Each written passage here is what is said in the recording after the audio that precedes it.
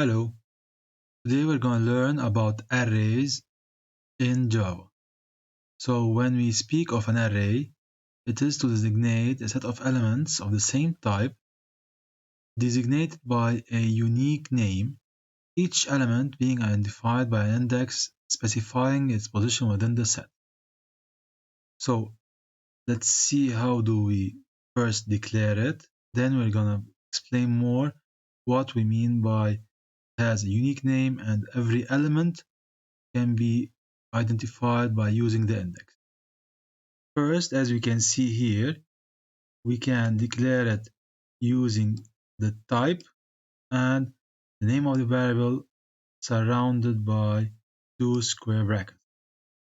This is only to designate this part of the table, of the array. To create this part of the array, we have to use new and of course the same type that we use to declare the variable. So here we are saying that we want to create an array of 5 elements. So we have 1, 2, 3, 4, 5.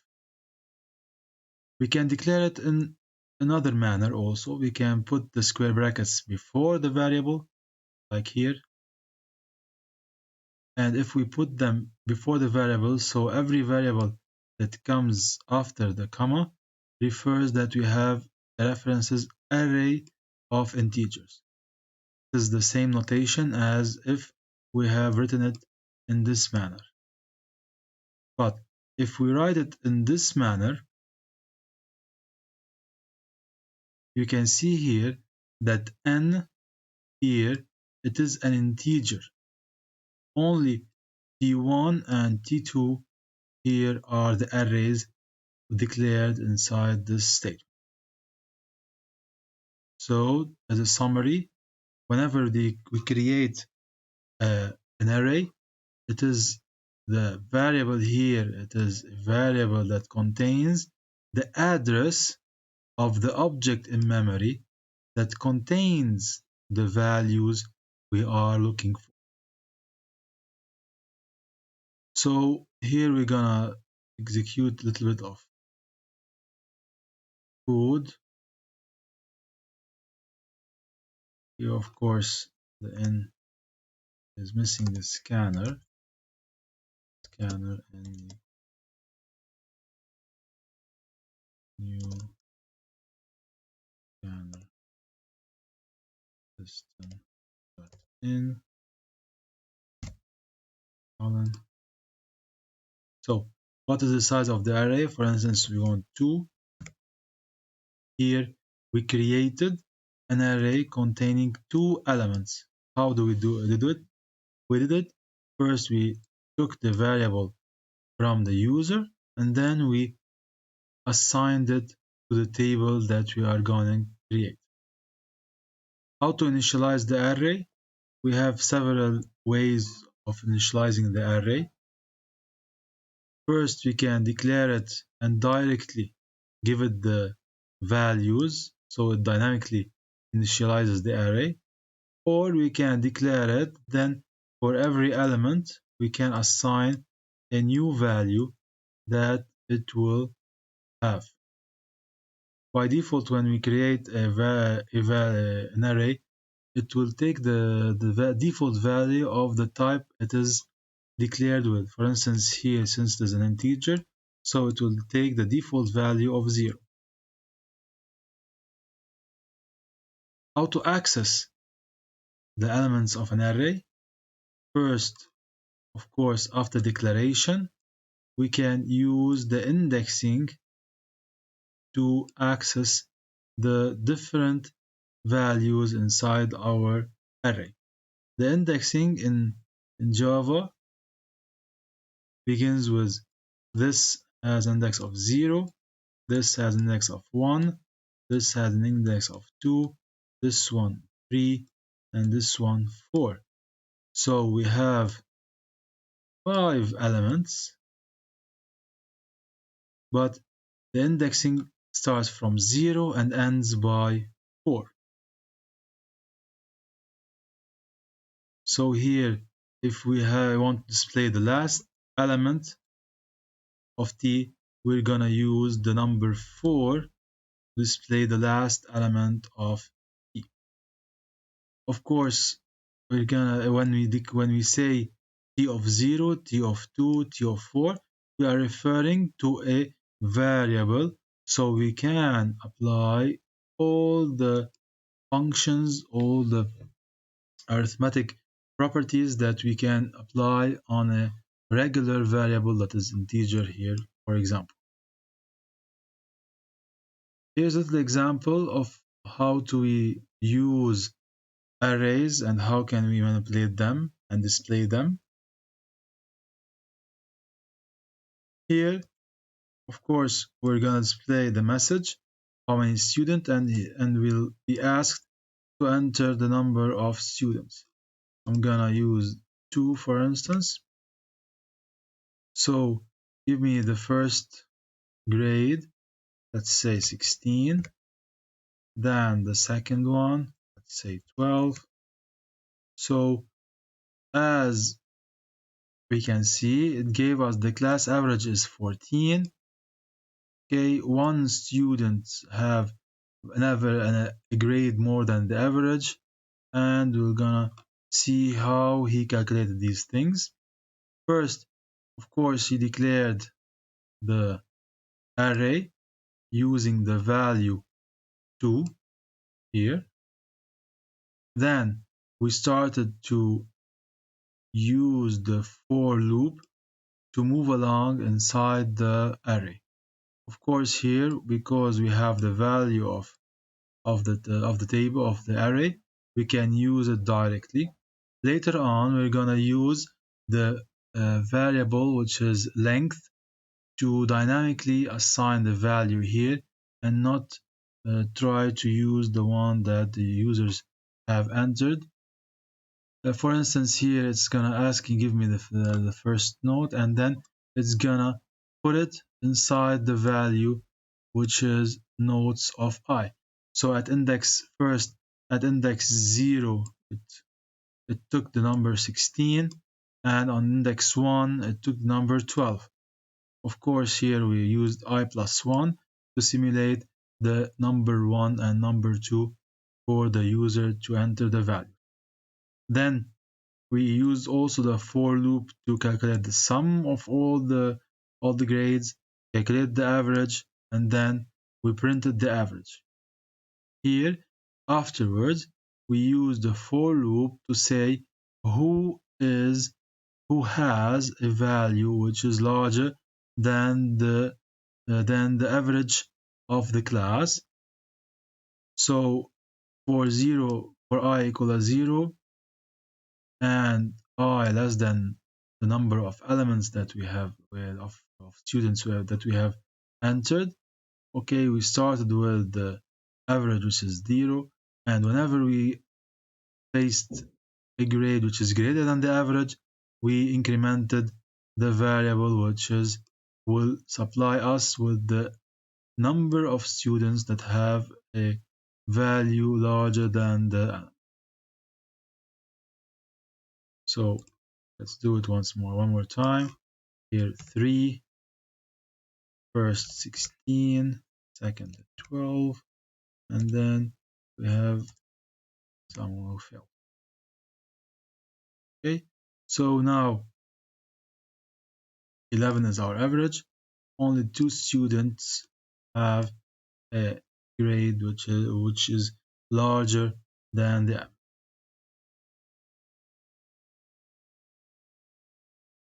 Another topic that you should always be aware of is how to assign tables. What do we mean assign tables? Let's see. First, let's consider we have a table T1 of 3, and we entered into it for every variable the I. So here we iterated from 0 to 2, 0, 1, 2. Then we created another array which is T2, and we induced the 10 and 11 using the following function. T2 of I equal 10 plus I. For 0 it is 10. For I equal 1 it is 11. So 10, 11. Then we said that we want T1 equals to T2. When we say T1 equal T2, this means that the value of T2 is gonna be replaced in T1. So T1 will be also pointing the same location that T2 is pointing to.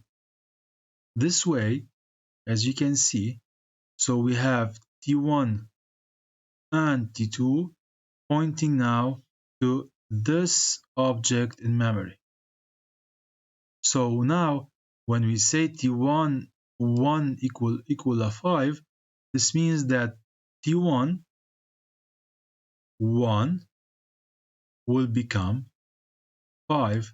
And since T1 and T2 are pointing to the same object, now T2 will see that T2 of 1 is also 5. Let's run the example. And as you can see, it is 5. So when we say T1 equal to T2, this means that I'm putting the value of T2 inside of T1. And since T1 and T2 are variables that point to the objects in memory, this means that I'm saying that T1 will be pointing the same object T2 is pointing inside the memory. As I've mentioned earlier, we can use the dot length to see the size of the array, and that way we don't have to memorize things or don't have to make sure that the user is memorizing the things. Always we can put it in dynamically so that we can always have the results based on the lengths and not on a variable that may or may have not changed during the execution of our exercise. We have seen previously how to move inside of a loop of an array using a loop. So here we have an array which is t having three values of double. The first way we have seen earlier is this one. It's a simple loop from 0 to the length I++, and we're gonna print t of I, which is the index at I. The another way, it is called the for each loop, is this way. We starts with a for, of course, and here inside we use the same type of data that is declared inside of the table, and we give it a variable name, whatever you want. Then make sure hit two dots and then the name of the table that we are talking about. And now we can use the variable v to print the values inside of t. But make sure for something very, very important is that the for each cannot be used for modifications. It can only be used for printing, for consulting the values and not for modifications. For instance, here, this one, if you put it inside your code, it will not give you any errors, but the value of t will remain unchanged. Okay, so the for each loop is only used to print out or to use the values of the table, not to modify the values of the table whatsoever. We have many special cases of character tables The thing is that the characters, as we have always seen in previous courses, that the character in Java behaves in a simple and yet different manner than other primary variable types. For instance, here, if we declare an array of type char, okay, and we print it like this way, it will give us the result. Whereas if we declare a variable, an array of integer in this manner and try to print it, it will not give us the same result as we can see. We will see it here like this. As you can see, I can do it. So here, this is a character array. The character array printed the values by concatenating the different chars into this result. Yet here, this integer array, it gave us the address of the object in memory, which is the same as if we have used ti.toString. Here we're gonna use it.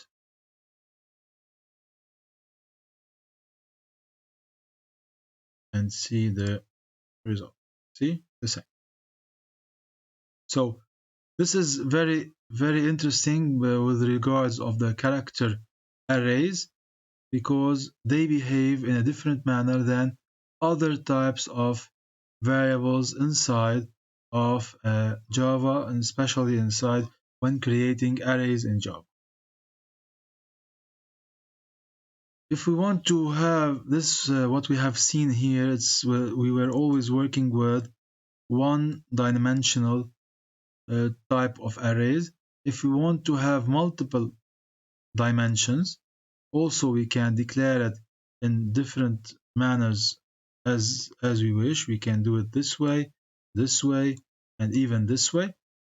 But the interesting part in Java is that when we talk about 2D arrays, we have to understand that it is effectively an array that has every element of it pointing to an array. We will see it here more in the example. So if we have a 2D array, we can put inside of it two different types of arrays, like here an array of 3 and here an array of 2. So how this gonna look? If we're gonna see here that T is pointing to an object of 2, because here we have 2 elements, and then the first element is pointing to an object of 3, and the second element is pointing to the element of 2. So here, this is a very interesting part, because in Java we can have an array of different sizes inside of it when we have 2D or 3D even. So if we declare things like this,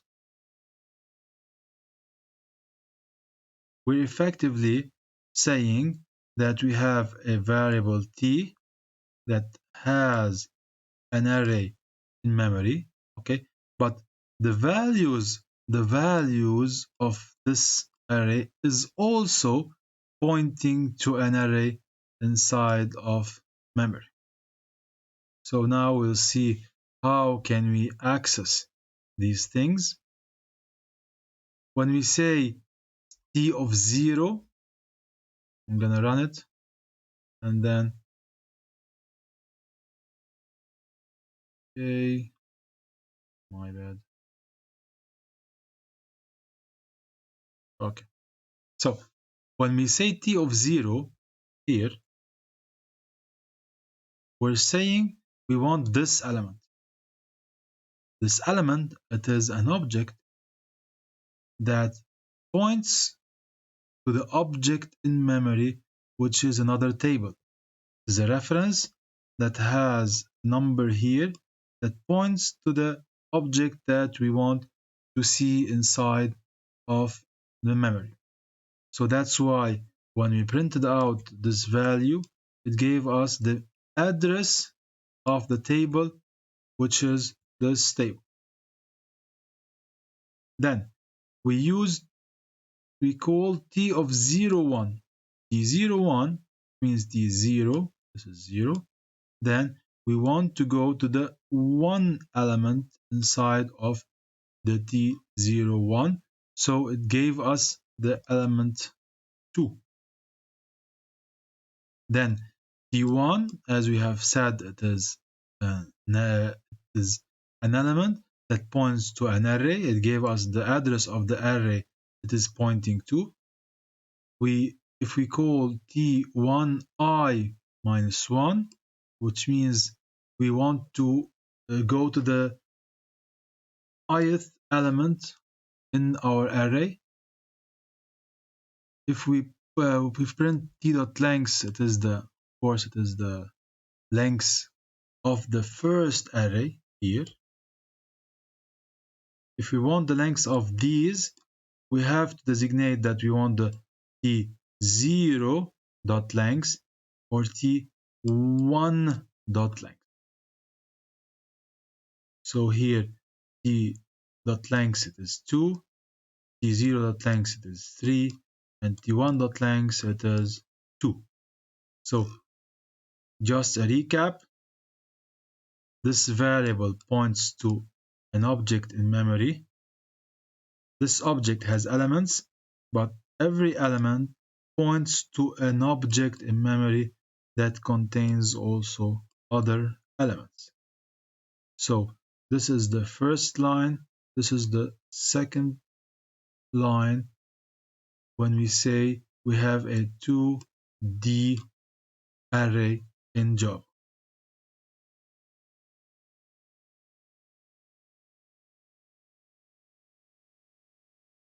Okay, here we have an array of 1, 2, 3, 11, 21, 22, 23. Before the resetting of things, here we're gonna it's printing the values, okay, and then here it is resetting them to 0. Every element it is reset to 0, and as you can see here, in order to reset the inner values, which is the values inside the second arrays, first we loop inside t.length, then for every value inside of the t, we loop for the ti.length, because here, if we want to show how this is, so this is the t,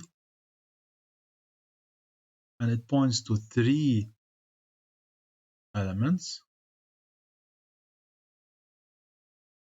Okay, so this is 1. Then here we have 1, 2, 3. This is points to 1, 2, 3. Then we have 1, 2, 11, 12 from 1.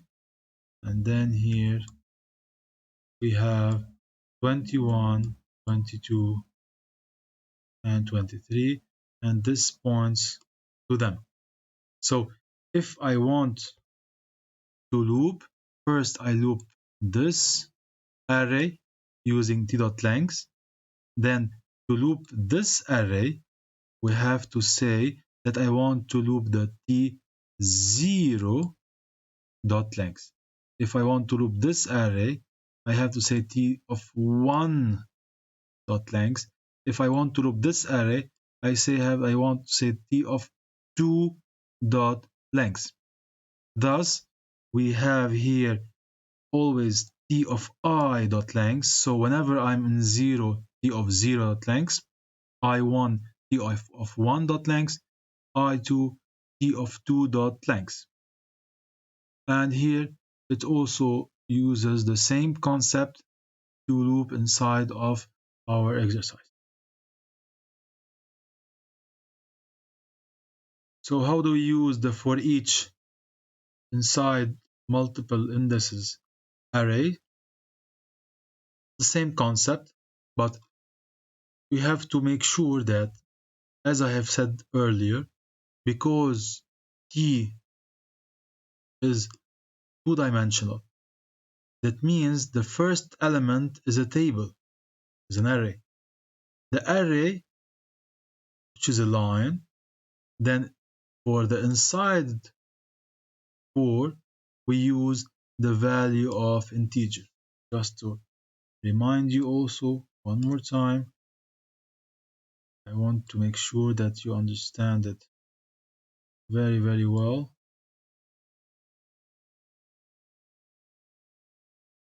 So this points, okay? So the for each, as we have said, the for each, it is first we put here the type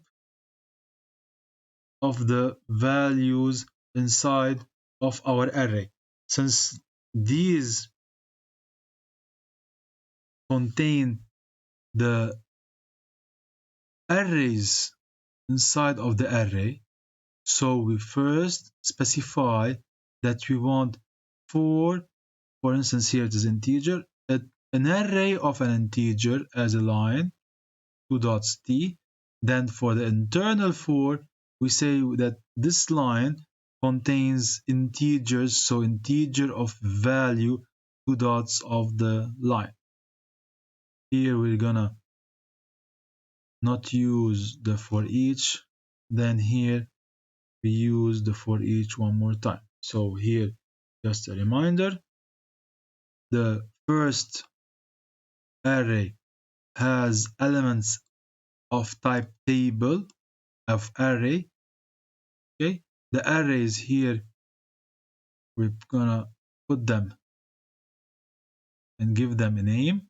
Then when we go inside of the loop, each array has a type of integer, so we say integer v two dots line and we print it.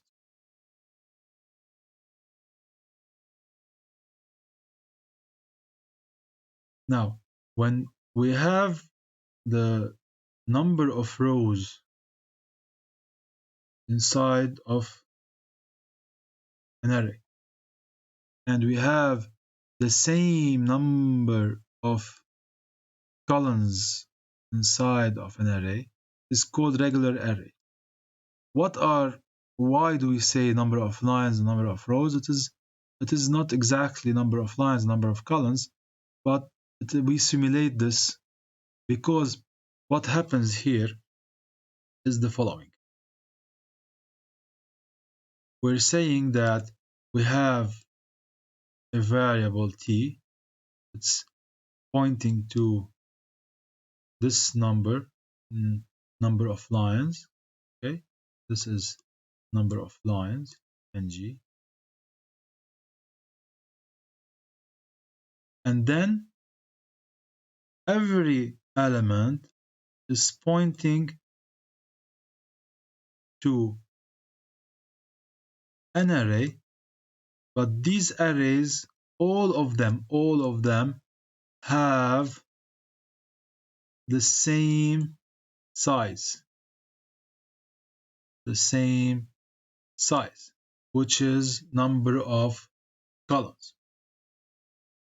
So in other words, we have always the same size of arrays inside the main array. So that's why we can draw it in this way whenever